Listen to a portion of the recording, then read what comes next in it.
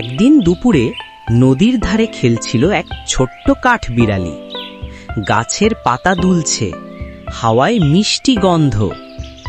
কাঠবিড়ালি মাটিতে লাফিয়ে লাফিয়ে বাদাম খুঁজছে, তবে সে জানত না আজ তার জন্য লুকিয়ে আছে এক বড় বিপদ। নদীর জল হঠাৎ একটু নড়ল। সেখান থেকে উঠে এলো এক বিশাল কুমির। তার চোখ বড় বড়, অনেক ক্ষুধার্ত। সে মনে মনে বলল, এই কাঠবিড়ালিকে আজ খেয়ে ফেলব।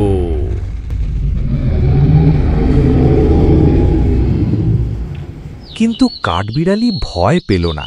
সে হেসে বলল, আমি এখন একেবারে শুকনো, খেলে তোমার পেট ব্যথা করবে।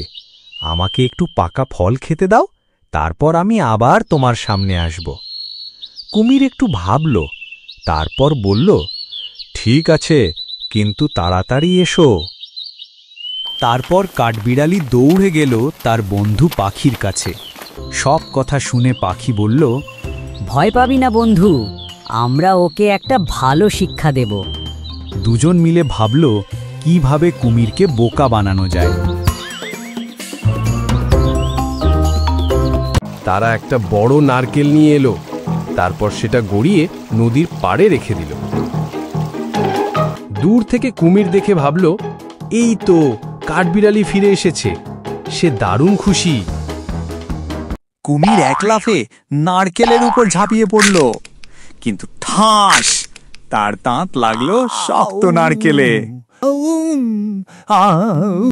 ব্যথায় মুখ চেপে ধরে কুমির কাঁদতে লাগলো। সে বুঝলো ওকে বোকা বানানো হয়েছে। পাশের গাছ থেকে কাঠবিড়ালি আর পাখি হেসে বলল, শুধু জোরে কিছু হয় না ভাই, বুদ্ধিও থাকতে হয়। তারা দুজন খুব খুশি, কারণ তারা মিলে বিপদ থেকে বেঁচে গেছে।